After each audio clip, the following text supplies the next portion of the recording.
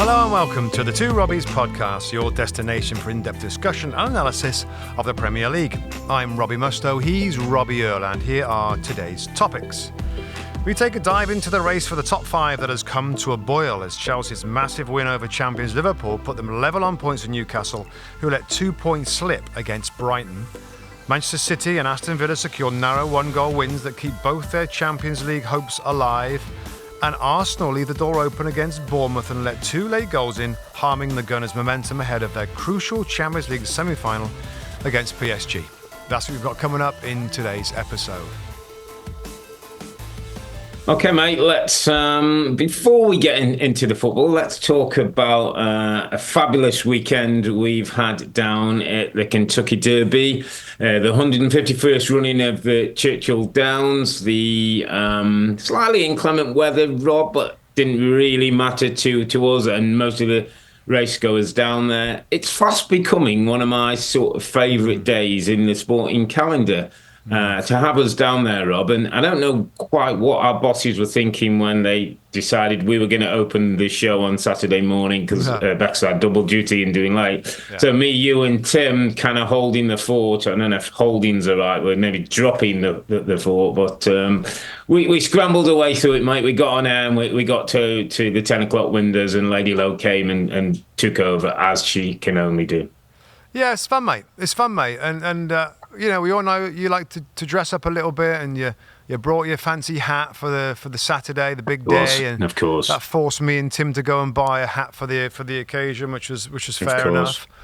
We did try a little mint julep after filming. A big mint julep, I think it would be more to the point. Well, we made the error, Rob, when she said, "Do you want a strong one?" And of course, then like Tim's there and like, yeah, we'll have a strong one. The macho-ness comes out. I'm yeah. like, oh, okay, I'll have a.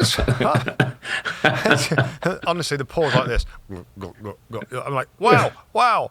Yeah, it's pretty strong. No, it's a fun weekend. I mean, hosting's good. Fun weekend. Yeah, hosting's fun. Yeah, it's brilliant. I mean, I'm not going to talk about the $100 that we all started with and betting on the horses and Tim and myself, doubling our 100 to finish with 200, and one of our analysts had 100, and I didn't have a penny in his pocket when the race was over. But I'm not going to go there. I'm not going to go there at all. Where I'm going to go is to Stamford Bridge, my friend. Okay. Chelsea hosting the champions Liverpool. The guard of honour by Chelsea for Liverpool in respect of them winning the title last weekend against Tottenham. We had a guard of honour to start. We had a Chelsea goal in 3 minutes. And I kind of felt, Rob, having seen the first 5 or 10 minutes of the game, how it was going to go, that it wasn't quite Liverpool. It was a slightly changed team. It wasn't quite the Liverpool who know they needed something, who looked like they'd possibly enjoyed a week of celebration. And in fairness to Chelsea, I thought they gave a decent account of themselves. Yeah, they did. I mean, I think when all the players are fit, Rob, the front players, when you've got Madueke on one side, Pedro Neto now, it looks like those two are the best wide players. Jadon Sancho's had flashes, has not really done it. Problems with Mudryk with bans and suspensions, etc., etc. Nico Jackson, may not be the best striker around right now, but he's a kind of a regular scorer. He stretches defenders with his runs in behind. So when they got everybody going forward, they look pretty good. And I like what Maresca's done in terms of tactics. I've said this since day one. I kind of like him playing Moises Caicedo at right back when they don't have the ball. As soon as they have possession, he jumps into midfield.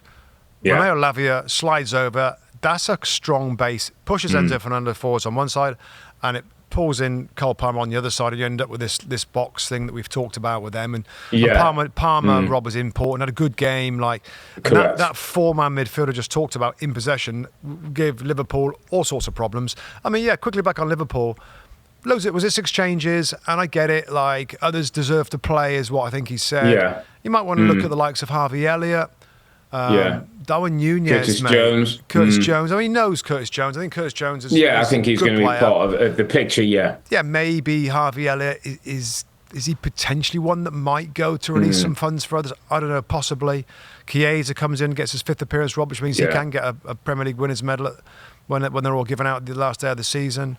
In some ways, Rob, Chelsea played Liverpool, well, not some ways, definitely Chelsea played Liverpool at a good time. That's kind of lucky to get them at home when they're, less determined to less win. at it, because we saw second half when Liverpool had more of the normal bodies out there, that it was a tight, congested game. But I thought there was a lot for Chelsea to take from the game as well. Let's start with Chelsea, Rob, and then I want to get to Liverpool if we can.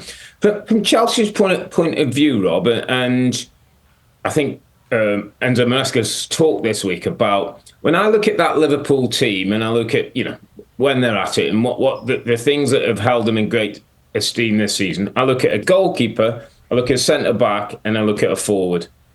And the three parts of that team, the goalkeeper and centre-back in Virgil and Alisson, were brought into that football club when Liverpool couldn't quite get over the line, and that was addressed. And they got the guy at the top end of the pitch who will get you 20-plus goals a season. Chelsea, Rob, have got huge talent. They've got a great group. They've got players improving, but they haven't got those three positions nailed down.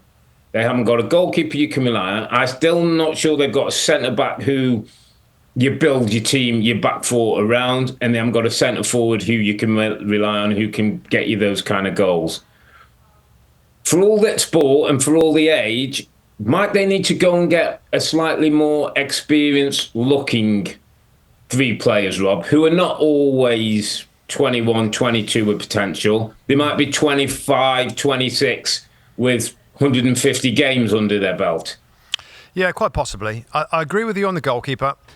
Like, that's got to happen. There will be a change in the goal for next season. I agree in terms of a striker. I think another one is needed. The centre-back's interesting, Rob, for me, because I don't totally disagree with you, but you know how I feel about Wesley Fofana. Yeah. He could, right, and for him it's injuries, sadly. He could be that guy you're talking about. Well, maybe not with the experience, but he could be he's definitely the best centre-back at the club, Wesley Fofana. And between Chalobah I'm not and as given, Rob. I know you're not. I'm not as given on him. Yeah, well, I hear your argument. I would argue that a lot. I would argue that with you, but that's fine. We'll find. I just wish he was lucky with injured. Rob has stayed in the team for a long period of time. But between Tosin, Chalobah, thought had a good game today, by the way. Yeah, Chalobah. Yeah. Badiashile, not so much. Levi Colwill, yes. I hear you, but I think that position has the potential to grow into the type of players that you'd like to be central defenders. And by the way, this squad was put together with a ton of money, very much in trying to build a young team that's going to be great for a long period of time. I said to Tim today on the set that we all know that it was never going to be done like straight away. And I think we've seen from this particular season, start of this project with a different manager, different tactics, these young players coming together finally, there's going to be pockets that need upgrading. I remember thinking it at the very start, because the nature of young signings, some of them are going to be good enough and some aren't. Now, the ones that aren't, you're going to have to patch up. Now, Nicholas Jackson may need a patching up there. I say patch up, that's an expensive patch, but that's a position in the team that when you look at it, that could be better. Goalkeeper could be better. If those two positions are addressed, that's a big if, the goalkeeper I'm pretty sure will be, to find the right striker, that's a big part of it. That's a tool, The midfield, for me, is excellent.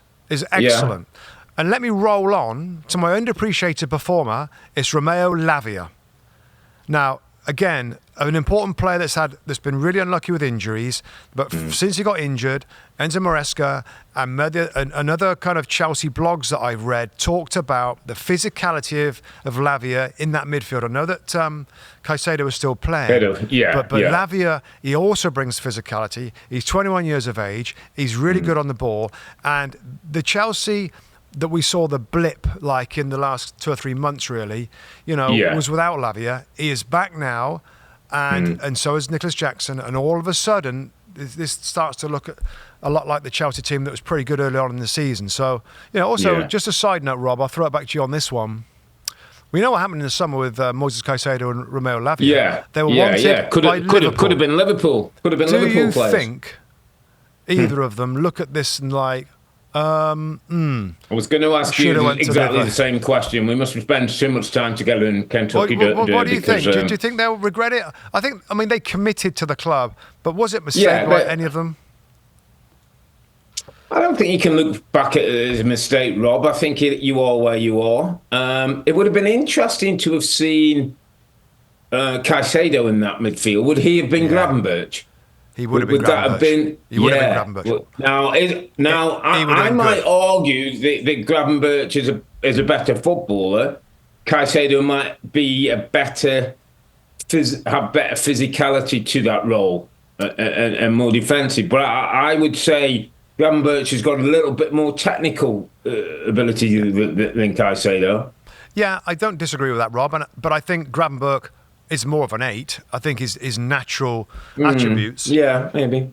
Excuse me, are more of an 8. And if you have Caicedo, I mean, we shouldn't spend too much. This is, of course, not going to happen. But if Caicedo was in there holding, and you got Gravenberch, you got Szoboszlai, you got McAllister, and McAllister. I mean, you got some. I mean, that's pretty good. Really great options. Anyway, it didn't do it. I think he committed early on to the club and all that.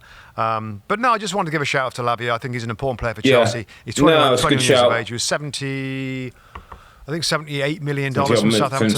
Something like that. Yeah, and he didn't play that much, but they look a different team when he's in there. Rob, lovely little ball he plays into Cole Palmer for the first goal. I thought was important for Cole Palmer. Looked a bit freer, Rob. Talked after the game about, it does affect him missing chances. It does affect him that he hasn't scored since January. Really important for him to get the goal for Chelsea between now and the end of the season.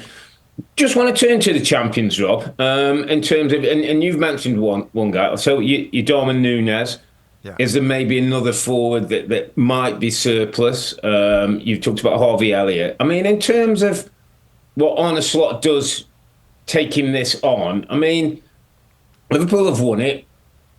People have argued that it hasn't been the best league and they haven't been chased down. He's going to want to raise the level a bit, isn't he, next time around? He's going to want to raise his standard.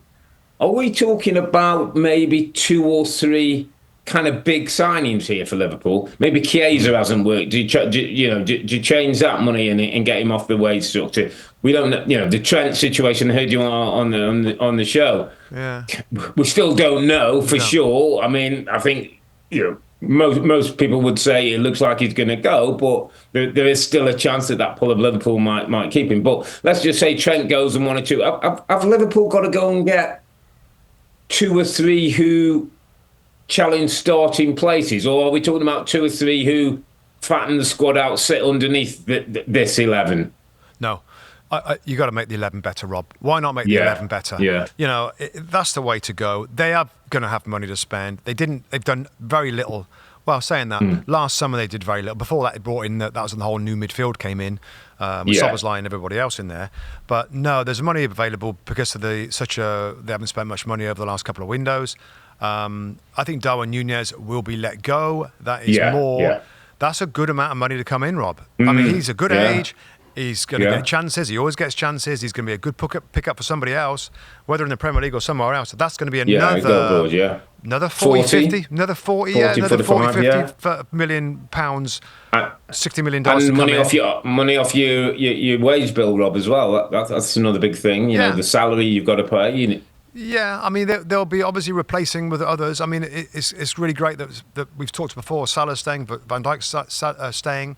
So you've not got to spend money to replace. You're spending money to improve with a lot. I mean, it's the time now, mate. And I'm sorry if I've repeated myself here. When you've got Richard Hughes in place, one of the best in the business, best in class in terms of sporting director, Arne Slot, they're very young, they're very hungry, they've been successful. The 2 most important people with money available on the back of a title win.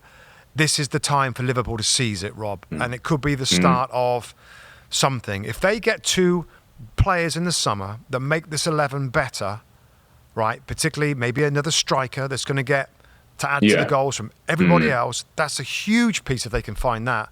And what else? I mean, there's not that they need many players, Rob. Like they don't, 2 or 3 at the most. Then, who's going to stop them? Who's going to stop them in the Premier League? And Arsenal City will believe they'll get back, won't they? Arsenal are going to go big again, and then Chelsea will be a year down the line. But you're right, and this is where Arne Slot and Liverpool should maybe look at this opportunity at pushing on and looking to go. I think so. 1, 2, 3 titles on the bounce. But Good win for Chelsea, though. Good 3 points for them in there, sort of in the race for a top 5 spot. Obviously, Liverpool, after maybe a week celebration, not quite on top of the game. Let's move it to the Amex. Brighton 1, Newcastle 1. A draw that didn't help particularly either team. Minter, always the story, innit? Minter, former Newcastle guy, is going to dips inside, gets a goal. Lovely finish from his point of view, not great from Newcastle's. And then he's out with a penalty. Leighton gets Newcastle a share of the points. But I think Newcastle slightly disappointed that they would have wanted to got all 3. I didn't really watch too much of this game. I kept an eye on Manchester United around this window. But 1-1 a fairish outcome? Oh, gosh, there's a lot that went on. I think so, yeah. I think so. I mean, Craig Pawson pointed to the spot, I don't know, 3 or 4 times. Yeah. But I think VAR, to be fair, got actually all those right. But yeah, I think it probably was a fair result. I was disappointed with Newcastle. You know how high I've been on the Geordies from day one, really, thinking they can finish in the top 4. And obviously they still can. I just, with the situation right now, and with teams, with only a few, like, you know, a draw's like a loss, and they've dropped points. And that brings everybody else in. It still gives Forest maybe more hope. Aston Villa still can reach them, etc., etc. Disappointed that we didn't see, you know, in previewing the game on the show, I'm like, what if Newcastle, they can bully Brighton? They're so powerful. They're so energetic. But we didn't see it. Didn't see it in the first half. We saw it in the second half when there were some changes. But gosh, I was disappointed in the first half. They go one behind. And then it's a struggle. You know, Brighton a good side. They've knocked the ball around pretty well. They make changes. I think Mats Vifa, the right fullback, was lucky. Yeah, the 2 challenges, didn't he? Yeah, I thought he was really lucky. Really lucky. Yeah, the second one, So that the second one looks a yellow standalone, doesn't it? I mean, absolutely, I know he might got the benefit, but I mean, he goes steaming in there. He's a little bit fortunate. Really fortunate. Diego Gomez has a missed header at the end for Brighton. Callum Wilson goes through at the end and makes as a shot, but Brugge makes a save. So yeah, I just you know, it wasn't full-blooded Newcastle United. And you know, the one point I've made, a main note from this game from Newcastle, and I can remember saying this before, is when they don't bring that 100% physicality, which when they do bring it, we're like, oh my, you know, that's the way that they should play. But they can't always bring that, and when they don't bring that, they look a bit average. You know, the next step surely is to be, you know, if you think of Liverpool, right? I know they're a higher level right now, but they went from Klopp, where they were brilliant when they were intense and they were flat out and heavy metal, to Arne Slot that's like, I love that, we've got that, but let's work on a slower, more patient, more controlled manner. And Newcastle haven't got it, Rob. Isn't that the challenge for Eddie? Isn't that challenge for Eddie though, to show that he can bring something else now? You know, we've seen intensity. We know that's great on great days, but the good teams can say, okay, when we've had big European weeks, when we can't play that level, maybe he's got to find a bit more creativity in other areas. The wide players are key to him, Rob. If they have good days, they can create and get to the byline. You know, with Murphy and Barnes on the other side. Gordon came on today, didn't he? I saw he came on just to liven things up a bit. But yeah, you're right. Maybe it's always thought it's like second option, a second way of doing things for Newcastle is something that's important. Yeah, I mean, learn to play better when it's slower. Newcastle is so good when it's quick, right? Whether it's Gordon in transition, Harvey Barnes running at players, you know, Jacob Murphy counter-attacking, guys throwing. But you think about it, Rob. There's not many times where you think of Newcastle and you think of slow, build up, play, create, clever, play, cross goal. It's like flat out, win the ball back, transition, counter-attack, and they win at pace a lot of the time. And I don't know. It's just a thing that I think, you know, for them to. It's another string to the bow, Rob. Another way that they can win in different scenarios. Today was one of those. Brighton, keep it. And that keeps Newcastle back on their heels a little bit. Yeah, you can't get. And then they're hard to get their stuff going. So, no, it was a decent game. I just think it was. And normally, Rob, if one away at Brighton, not an awful result, but given the scenario where we are, it feels like drop points. That was drop points, Makes it a little harder to finish that. All that being said, they're still, I believe, in 4th spot on 63 points. We'll see. We'll see. It's going to go right to the wire. It's going to absolutely go right to the wire. One team who've hit form at the right time, 4 straight wins in the Premier League now, 5 in all competitions. Manchester City hosting Wolves at the Etihad. I thought it was a day for the old boys, Rob. I know there's lots of been talk about O'Reilly coming in and Marmoush doing a great job, and the young players that have been brought. Gonzalez been brought into the team. Well, you know what? You still can't experience, mate. In Chelsea, you look at that team and, Bernardo Silva in the midfield, mate, with this 4-2-2-2 and the wide sort of strikers at the top end of the pitch. Yeah. It's a really different, really different wrinkle from Pep that he's brought. And it was interesting. Vitor Pereira called Pep the Da Vinci Code of football, that he brings these little things that they just change the whole way that the opposition set up. And I thought Bernardo Silva was outstanding again, Rob. Just his football brain, his IQ. He wins a tackle in the midfield that leads to the goal that Doku goes on the outside and Kevin De Bruyne puts in the back of the net. And it was a bit of an ode to those players who, listen, we know De Bruyne is going. It seems it won't be that long, maybe Bernardo Silva, maybe if another year for him, maybe if they can hold on to him. But he's talking about going back to Portugal. They're going to be big boots to fill for this younger group, for the new revolution, for the next stage, Rob. And again, I'll go to the point, and I don't want to labour it too much, but a bit of news after the game. Kevin De Bruyne again has sort of said, just want to show that I can still do it at this level. It seems to me, Rob, that he seems slightly unhappy in the way that this has come about. That this wasn't a mutual sit down, let's have a conversation, Kevin, already. This was more like the club saying, Kevin, right, we're done now. Thanks very much for what you've done. And we're moving on past you. And it seems to me it's hurt him a little bit. Every chance he gets to say something about it, it's like he's getting it out there. No, it is something that we got to talk about, because he said something again. Media outlets, radio shows pick it up. Now, we don't know, of course, the finer details of the relationship between Kevin De Bruyne and the club and the manager. But on the face of it, what you see on the field of play, it's like, why don't you give him another year? Like, what's so bad about keeping Kevin De Bruyne? And we talked about it, Rob, haven't we? And I think others now are starting to hear it from other people. Yeah.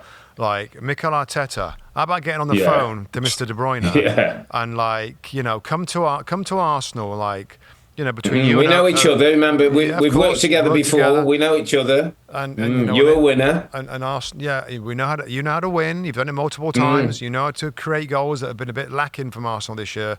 Who knows if that's going to happen or potentially happen, but the Kevin De Bruyne, and also, he's sort of saying, Rob, that, I belong here. Like, I can still do it in the Premier League. So others might come in for him. It just smacks of, wow, Man City, you missing a trick here? Like, why not? Unless Kevin De Bruyne is a little bit of a difficult guy on the training ground. Through training I want to play. Yeah, I want to play all the time. He doesn't like being rotated. Well, we know he's got high standards, Rob, and we've all played with those kind of players who want things done. But that's never a bad thing, and that sets standards. Now, whether Pep feels with a new group, listen, every player has their time, and sometimes a player can become almost too big in the dressing room, and others kind of don't show out, don't get the best from maybe some of the younger players who feel a little bit in awe. So again, listen, there could be lots of different dynamics we don't know about, but it's absolutely certain that any chance Kevin De Bruyne can get it out there that, listen, this is not my doing, the club have made a decision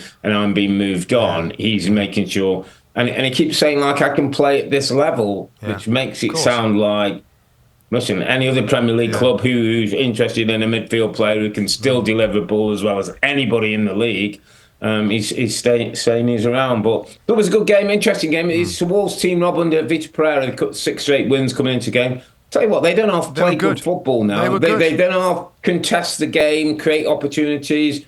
I mean, another day, I think Aït-Nouri, Cunha, Gomez had a couple of good chances that they might have easily got a point out of it. And look at them, Rob, and think, if they can hold on to a few, it's very possible that Cunha could go. I know Aït-Nouri's being talked about by one or two others, but if they can keep the majority of that squad with this guy in charge, they might be. This could be like a Thomas Frank kind of thing, where this guy can build. He's got something about him. He's absolutely got something about him. And it's another game, Rob, that gives us all more evidence about the growth of mid-level Premier League teams that now, super competitive. They were competitive against Man City, Wolves. They were talking about relegation a little while ago. I'm looking through my list here. Aston Villa versus Fulham. Fulham were very difficult to beat. Very, very good football team. Wherever you look, the Brighton, Newcastle, just talked about Brighton. Brighton are a very good football team, very competitive. Brentford, whenever you see a Brentford, Bournemouth, like every game we're looking at, Arsenal drop. I mean, it's further evidence that this season, the story, maybe the biggest boys that we expect to challenge at the very top have been disappointing. But the rise of the Bees, the Brentford, the Brightons, the Bournemouths, the Fulhams, the Crystal Palace is starting to, it's the Wolverhampton Wanderers. It's pretty impressive that the league now, these teams have established, Rob, they've got revenues coming in, good, strong revenues from the Premier League. They're adding good players. We're getting some of the best managers in the Premier League. And that's what's making mid-level really hard. Yeah, absolutely. And maybe it goes back to why the promoted teams are finding it really hard to stay in a division because the mid-level teams, whatever you want to call them, it's got away from them. They've got their in order. And there aren't many imploding Premier League teams that often go down. There aren't many of them. So, it's good. It's a good league. It is a good league. And Man City get the win, 1-0 win. The De Bruyne goal, good enough for all 3 points. An important win for them to come to third place. And I think both you and Tim particularly felt like City look like they're going to see themselves into a top 5 spot now. And 2 more wins. The FA Cup final to come. 2 more wins and they're in it, I think. In the FA Cup final against Palace, they win that. All of a sudden, it doesn't quite look as bad a season as many were predicting. Since that poor start.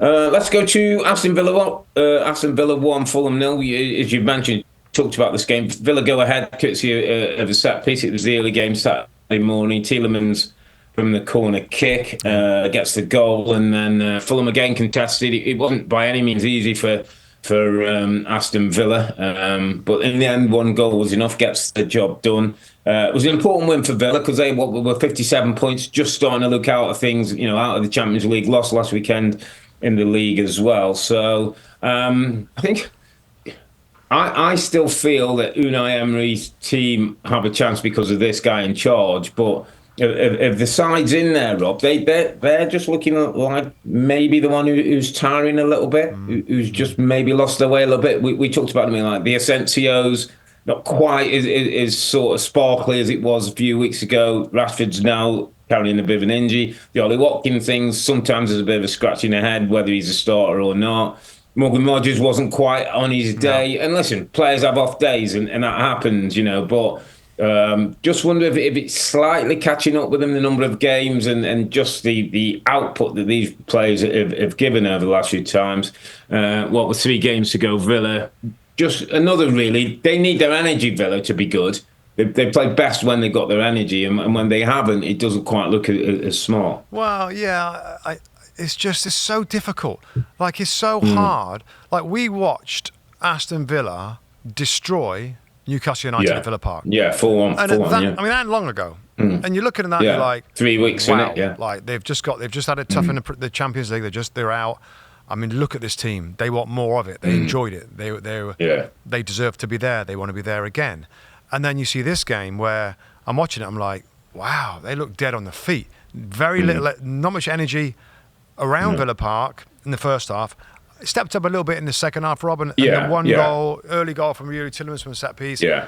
Okay, and it isn't about performance such right now, is it? It's about the points. But I don't know. I think we're going to be, from the last few weeks here, we're going to be eulogised about some teams, and then disappointed with others. It's going to flick the next one. It's so hard to try and read who can. You look at Villa and you're like, wow, they're limping badly. Nottingham Forest are limping badly. I thought Chelsea were limping badly a few weeks ago. All of a sudden, they found a little bit of pep in their stride with players back fit and looking good again. They get a big win against Liverpool. All of a sudden, they have momentum. So it is going to go down to the wire. I mean, Nottingham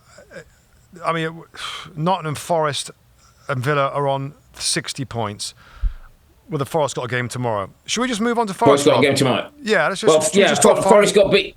Well, they got beat 2-0 by Brentford, didn't they? That was Thursday. The Thursday game. We did that. That was our first game down at the Derby. First time I thought Forest didn't show up, Rob. At home at the City Ground, didn't really happen. You've talked about it. Why it wasn't the typical Forest. The wide players really never were threat down the sides. They couldn't get much service into Chris Wood. Gibbs White couldn't influence in the same way. And then the other side of the coin for Forest, Rob, which is something new, they defended really poorly. The back two, particularly Mario and Milenkovic, were at fault, let balls bounce in the box, didn't deal with some dangers that we know Brentford can offer. So that would be the slight worry. But do you know what? In some ways, I hope they can dust themselves down, look at it with a fresh pair of eyes. They go to Crystal Palace tomorrow. I think that's 3 p.m. Eastern Time on the USA Network. Huge game that for Nottingham Forest. And I just feel for Forest, Rob, with that game coming up, and Palace definitely got eyes on the FA Cup final now. Can they go there and get the 3 points and get themselves right back in the race? And I think, as you were wanting to allude to, should we get the 4-5 teams up and their fixtures and what's to come? Just to have a little talk through the situation. Yeah, we'll have a look at that fixture board in a second when we throw it up there. But yeah, in terms of teams limping, they're limping right now, and I know that you feel for them and you believed in them and everything else, and you got me on board a little bit. Now I'm starting to doubt that again a little bit. And just first off to say here, just editorially, that we haven't got Arsenal on there, by the way, because they've started to falter a little bit. We'll talk about them in a second.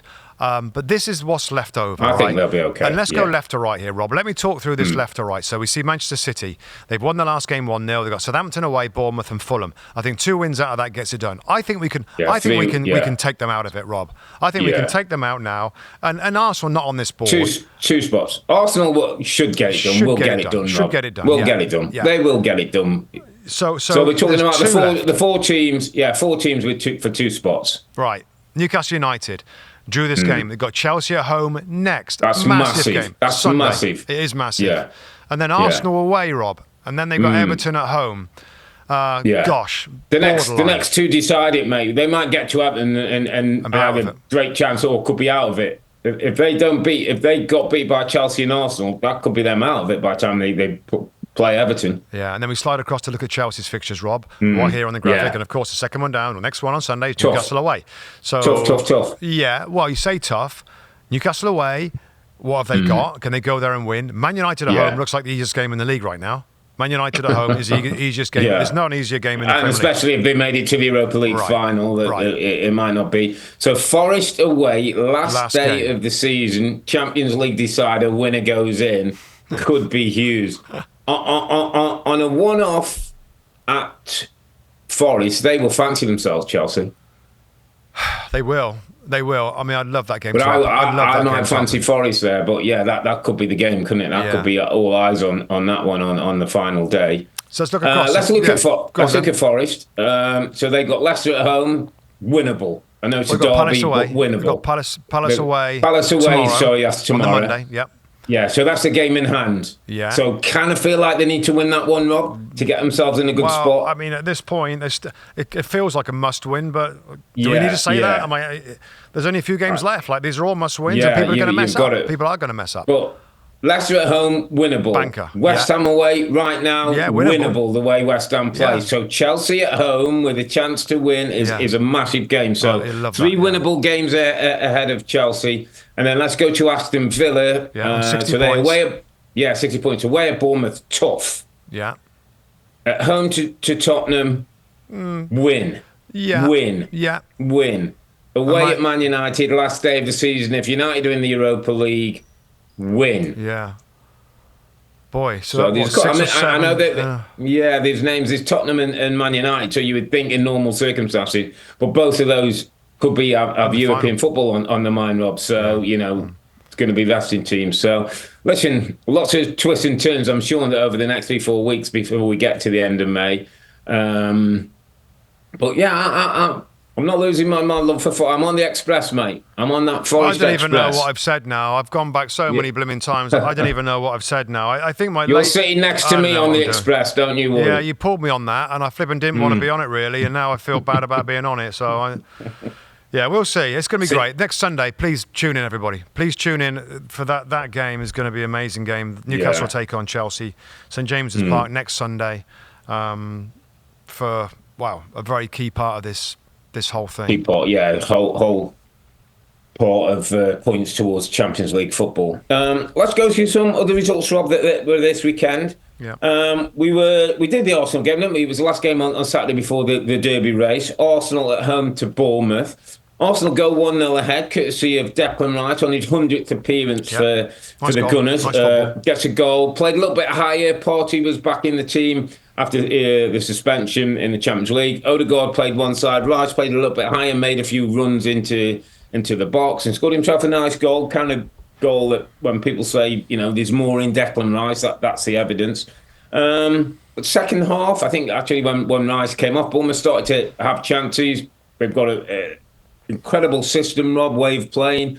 They've got good footballers. Look, the Kirkezes and the Howsons are getting all the headlines, but Zaboni and Cook and Tyler Adams in midfield, they know what they're doing, Rob, and then they got a front four can cause you problems. There was no Semenyo, Tavernier and Ouattara are the wide players. Clivett playing in a central position. Evan Nielsen got his red card overturned. And they're a threat, mate. They caused problems. In the end, they got themselves a couple of goals from set pieces, something we'll come back to from Arsenal's point of view. But end up winning the game 2-1, Rob. And it becomes another defeat for Arsenal. Second time that's back-to-back this season, home and away, that Bournemouth have beat them. It's another occasion when they were winning a game, Rob, and don't see it out. It was goals from set piece, and I have to say, probably the biggest headline was this was a very strong Arsenal team ahead of a massive Champions League game in Paris on Wednesday. Well, I think, there's 2 points here, Rob. I mean, first off, Bournemouth, I mean, we've said all season long, it's a great story. It's an amazingly well-run club now. Bill Foley, the owner, went in there and he's totally changed the football club. I expected a tough fight from Bournemouth. Arsenal got it. Now, back to Arsenal. Gabriel missing, Rob, and people aren't talking about it enough, is a problem for Arsenal. Gabriel is one of the best centre-backs in the Premier League. 2 set-piece goals going in against for Bournemouth. Gabriel, I'm not saying he stops both of them or even one of them, but I don't know whether they can see 2 goals like that, Arsenal, with Gabriel in the side, right? That's the first point. The second point is about the team. PSG. We looked at their lineup, Rob. I think 10 changes. They lost that game too. 10, no, they've already won it. I get that, right? So there's nothing really on the game. Arsenal, what's really on the game? If you're confident enough that they've got a good enough cushion now to finish in the top 5, which is the more all-important thing, why didn't Mikel Arteta rest more players? He put a strong team out there. He set his target is to finish second. Is it his ego getting in the way? He's played all those players. Most of them played for the majority of this game. What do you mean by that ego? Well, he said he wants to finish second. He wants to finish second. And these players are going to get used to playing 2 games in a week. And, why not? Why didn't he trust the squad, rest the key players, give them a rest up for a week instead of asking them to find another gear to try and get a result in this game that doesn't really mean anything. So that is a strong. This game mattered less. I don't quite agree with the ego thing. Listen, I think finishing second is important to this football club. Why is it important? Why is it important given they've got the biggest game, one of the biggest games in their history? Because Gary Neville came in last season and wanted to argue with you about regression. So this is nothing about regression. Nothing about regression. No, you're not letting me have my point. You're asking me and then you're telling me, I'm saying to you, so if you finish second twice and then finish third the season after, there is some people who will have an argument that's regression because you haven't done as well. Now, I'm not saying I agree, but I'm saying part of why Mikel Arteta. I'm also saying that I think it's important that they do finish second, that they're the next best team to the champions, and then they've got to kick on again. To finish third or something would be like the end of season's dropped off. But I'm not saying that you need to play the team, because I also thought I was doing the team lineups, and when I got the team, we have a little write out of who we think the team might be and who might be the players. I couldn't have been further off in terms of how strong what is it then, Rob? So what is it then with you? You're saying that it's important they finish second. Which way are you going? But I'm not saying you can't finish second by playing a different team. I'm not saying you have to play. Playing your best team and finishing second, you're almost saying like his ego was, I'm going to put my best players out because I want to finish second. I'm saying to you, I don't think it should be about ego. I think the belief in that camp with that group of players should be that even the middle team minus 4 or 5 stars should be good enough to get them second spot in the league while they go about Europe. They had in Europe, they got a huge game at PSG. With 10 minutes on the pitch, they still had Saka on. That's what I'm saying. Odegaard on. That's what I'm saying. But that's not ego. That's not ego. Why did he play them then? Why did he play them then? When the best thing to do would have been to rest the players. No, because he wants to play. I think he thinks about rhythm. I think he thinks about getting minutes in people's legs. I think he feels like the Declan Rices of the world, where you might not have even started Declan Rice. Saka hasn't had much football. Hadn't played particularly well last week. Actually, didn't play particularly well. I thought Kirkes did a good job on him. But maybe to get him some minutes. Odegaard is a perfect example of hasn't quite hit the levels he wants. So I think the manager feels I'm going to let them play themselves out of there, get them in a good space so that we go on to Wednesday night in good fettle. That's what I think he's doing. Now, I would say if when people talk about Mikel Arteta, that might be part of his management that he's got to address and think about in a different way. Because we've seen it before with Mikel Arteta. And I'm not so sure if... And I'll put him with the best. And Arsene Wenger is the greatest one there. And Sir Alex, I'm not sure if either of those two would have gone as strong with their team if they had a Champions League semi-final to play. Yeah, I'm just trying to get to the bit where we agree and where we disagree. Of course, I agree that he should have gone with a weaker side to give his team, his football club, the best chance in a big game. The biggest game of their season. Their season is Wednesday night at PSG. That is Arsenal's season. No, okay, I'll take your point that if he feels that it's best for Martin Odegaard to be there at the end, to get some minutes, to go into a sliding challenge where he gets studded on his foot. Well, we both went like, my gosh. I know. Like, is it really necessary for these guys to get the extra minutes to be ready when most people thinking okay, let me like chuck PSG, another thing like at you. Let me chuck another up. thing at you then. That he's a Mikel Arteta is proving to be a very good manager. But is there a point where at that situation, the Odegaard, okay, he decides to play him, Rob. Sometimes managers I was one of them. I prefer to play than not play. I like the rhythm of games. It was better for me. But let's even say he's made the right choice. If Odegaard gets to 60 minutes in Saka, I'm doubting if there's anybody on that bench who can go to the boss and say, Gaffer, should we, what do you think? I think he's his own guy and has already made his mind up that he's doing what he's doing.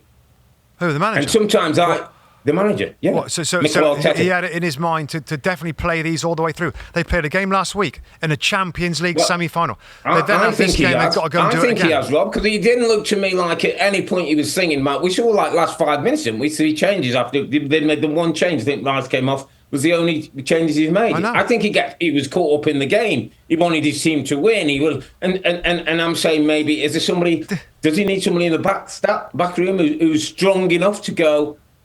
Gaffer, 60 minutes last. Should we think about getting 1 or 2 off? So let's just clarify this and finalise it, right? Conclude it, right? We both agree that to play the majority of his star players pretty much all through this game was the wrong decision, right? Do we agree on that? That they should have been, right? But you think he did it because he feels like these players like those minutes. They want that rhythm to go midweek to weekend to midweek. When clubs moan about that all the time. Clubs moan about, there's all these midweek games in Europe. And yet he's allowing it where PSG said, we'll take this opportunity to rest the weekend, gives us a 4 weeks training, we get the right rhythm, we're ready to go. It's a different philosophy. And that might be his management style. That's the style. Yeah, that might be his management style. All right. Now, if it's okay if you listen, whatever happens, if he wins at PSG on Wednesday night, of course. Genius. Yeah, genius. Of course. If he doesn't, questions. Or if they look tired, Rob. If they look tired in the last 20 minutes, and not at it. Then that's the biggest kind of indicator of, should we have rested them in this game against Bournemouth at home? Absolutely. Right. But listen, this is Mikel Arteta. It's also, Rob, and it's also part of this guy has still got to get this team over the line. And maybe it's a learning for him. We talk about inexperienced players, inexperienced. He's not at the very top level. He's still having to prove himself, and maybe is he cracking the whip too hard on this group to try and get them battle weary. Listen, we're going to get through it. We're going to play in the Premier League minutes. We want to be, this is what we want to be doing every single. The injuries hasn't helped. He hasn't got as many bodies as he would like. Yeah. But, listen, I'm a fan of him. I'm a fan of the manager. Mm. I'm a fan of what this club has done. I'm a fan of the way the team is playing. You know that. I just think, wow, did he need to really drive at this game as much as it looked for points that we both believe they're going to be in the top 5. Of course, finishing second would feel better, but to potentially hurt next week, I don't know if it's a wise decision. But listen, they got away with it. I think everybody's injured, is free from injury. Everybody's fit enough. Let's see what they can do. Send them good luck against Wednesday night against PSG away. So we'll take our anger out on PSG. I would rather not go angry and be in a good mood and having won 3-1 or something. But listen, if that's what the motivation is, let's see. Fingers crossed for Arsenal on Wednesday night. Absolutely. Brentford 4, Manchester United 3, my friend. Manchester United sit 15th in the Premier League, another defeat, 4 goals conceded. To start with, it was the youngest, I believe, ever 11. Premier League team for Manchester United. Binder on goal, Fredrickson, De Ligt, Shaw's his back 3, Dorgu and Amas with his wing backs, Ugarte Meno with his 2 central midfield players. Mason Mount got a start with Garnacho, and Chido Obi started at the top end of the pitch. Didn't quite go to plan. De Ligt actually came off with no one's quite sure what it's calf or it's a muscle injury, or managers saying that obviously he could be a doubt for midweek, his first start in 6 games. And just another occasion when not quite sure what you're going to get from Villa. Brentford are a really good team, mate, and if you're not well set up and you're not got good structure, they will hurt you with what they've got at the top end of the pitch. Got themselves 4-1 up, and then United came back into things with a couple of later goals, Diallo and Garnacho. Good to see Diallo back on the pitch. Nothing learned that we didn't know, Rob. Nothing learned that we didn't know. Focus absolutely on Europa. Finishing 15th in the table, Rob, in the way they are, is not acceptable. It's not acceptable, mate. 15, no wins in your last 6 Premier League games. I know Europa's coming. I know that's big. It's not acceptable for Manchester United. I don't care who's in charge and what are your systems and who you got playing. But it is, the big game is Thursday night. They win that, they get to the Europa League final. Win that, get in the Champions League. Some kind of indication that's where we are with the football club right now, mate. Yeah, I mean, I think you can almost pull these 2 games together, Rob. The Brentford Man United game 4-3, and of course Tottenham as well. They drew away from home 1-1. Their minds are on the second legs of the Europa League, a potential final which will be super interesting to watch. Man United and Tottenham. You say it's not acceptable right now for Man United. I know exactly what you mean, but because Ruben Amorim is a newer coach there, it actually will be acceptable this season. I'm not sure it's going to be acceptable for Ange Postecoglou in his second season, even though they're on the brink of doing something pretty special. Of course, there's work to do yet. So these league games for me, and I know that kind of in the same window, they move the team around. It's frustrating now, Rob. Frustrating when leagues like ours is this time. It's most stuff's done and dusted. And the European games are big and teams are still in it. These rotations are a bit frustrating, because you're not getting the true sense of teams at the moment. So I just put these in the same bucket at the moment. I just think the main difference is, and the interesting part is going to be Ange Postecoglou, and if they do win the Europa League and they win a title, a trophy, a major European trophy, which pulls this club into the Champions League next year, and all that brings, whether they say to Ange, thanks, but no thanks for next season, and whether like you would say, this is unacceptable league, or whether they say, you know what, injuries, I tell you what, you've earned the right to have another go for next season. That's where, I find difficult to try and find what they're going to do. If I'm being totally honest with you, Rob, and if you put me in the director of football chair, I would say at the end of the season, if they win it, I'm sorry, Ange, but of the evidence of 2 years football, we're going to go in a different direction, right? That's being me, and it's not easy to say that because I kind of like the way he's different and try and do things. Yeah, that's me. I would be looking for a different coach right now. Now, whether what Daniel Levy will do is harder. It's harder for me to think that and predict it. What we've seen before, Rob, with with Daniel Levy that he can be super ruthless with that. But I don't know. What do you think there with that? Do you think he's still going to go if they win it? I think the rumours are, and again, whether things are being leaked to the press, are that they are looking for somebody regardless of whether they win it or not. I just get the sense that, and I know Andrew said it's not the same scenario, but the Ten Hag is a template for keeping over a manager who won your trophy you didn't really want, and then you keep him, and then 3 months later you go, why didn't I not go with my instinct? I tend to think that his instinct to Daniel Levy's will be to thank Ange for winning the trophy and thank him and move him on out of the job.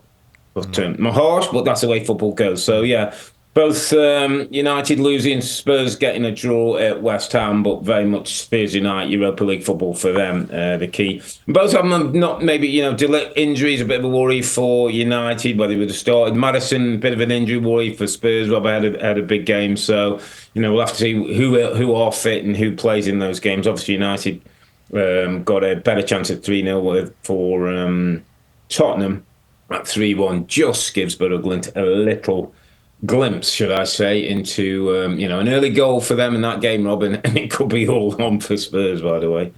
Let's finish Goodison Park. Penultimate game, Goodison Park was Everton 2, Ipswich 2. Ipswich already relegated, as we know last week. Goals from Beto and Dwight McNeil back in action for Everton, a couple of good goals, and then Ciso with probably one of the goals of the season. You talked about not too many great goals this season. That was one of them.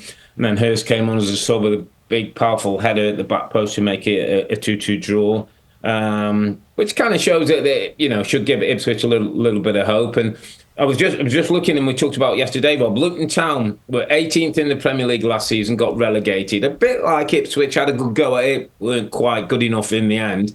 And would you believe this weekend, Luton Town lost 5-3 to West Bromwich Albion and have now got relegated to League One. So dropped out the Premier League, a bit like Ipswich have done this time, and got relegated again to League One. I don't think that'll happen to Ipswich. I think they've got good owners, they've got smart managers, they've got a good group of players. But it is a little warning sign, Rob, that if you don't go down and deal with those 46 games, that kind of different animal that's the championship, that you can come unstuck. I mean, we had the opposites where your Burnleys have shown, doing it the other way, that you can be top of the table. If you don't get to grips with it, it's a league that you can come unstuck. Yeah, and the final game to think about, Rob, is Leicester City 2, Southampton 0. Of course, we know the outcome of these two teams. They're going to get relegated. One incident that needs, we should, I don't know. I think, I'm not sure we should laugh at it, probably. I don't know. I mean, I think you can laugh at it in the manner that it was, as long as the referee's done, okay. In the context of what it was done, yes. So just to let our viewers know, there was a collision between Jordan Ayew and the referee. The referee got clipped on their head, went down. The side of the head went down. The game obviously continued to play. So Jeremy Vardy took upon himself to go and put the referee's arm up and blow the whistle to stop the game. It was a bit tongue-in-cheek and very Jamie Vardy. And I don't think Vardy realised it was quite a serious injury as it was. The referee stayed down. He was 12 minutes before the game restarted. He had to come off. The fourth official had to replace him. We've not heard how he is medically, but hopefully the referee's doing okay. And it was just very Jamie Vardy in the kind of personality that he is, never want to miss the opportunity to grab a headline. But as you say, it was something serious. The referee had to be changed. I think Vardy said, Rob, that again, I didn't read the quote, but somebody said, like, he'd said in an interview, he said, well, Southampton were going down the wing. I had to stop the game because the referee couldn't, type of thing. So, well, let's hope the referee makes a full recovery from that, because that's for sure. He got glanced on the side of the jaw almost, not looking at Ayew coming forward, and that's a nasty knock to have. So let's hope he's okay. But I mean, Vardy, I mean, who thinks to do that? He scores a lovely goal. I mean, first thing in his thought, anyway. I mean, if ever there was a Jamie Vardy moment, that was it. And that's what will miss it in the Premier League if he doesn't stay. Rob, club high 8 Premier League goals. That he scored a beauty with his left foot. Very much Jamie Vardy, but hoping that the referee has made a full and speedy recovery. I think that wraps it up for this weekend, mate. It was the Kentucky Derby weekend when Sovereignty won the big race at the Churchill Downs. In the Premier League, kind of title race is over. Liverpool already champions and kind of didn't quite get to the races today as Chelsea beat them at Stamford Bridge. The big race is for the top 5 in the Premier League. Man City and Chelsea, they've done themselves a favour this weekend. And with every game and every point counting, for games like Forest, they travel tomorrow to Palace. Remember, that's 3 p.m. Eastern Time on USA. We'll be back next Sunday, that's May the 11th, to recap match week 36, where Newcastle play Chelsea in a huge game at St James's Park. And then first in the league, plays second in the league. Yeah, Liverpool host Arsenal at Anfield. But for now, I'm Earl, he's Musty, together with the 2 Robbies. Thanks for watching and listening. Be safe, stay healthy. It's a good night from me. And it's good night from him. Good night. Good night.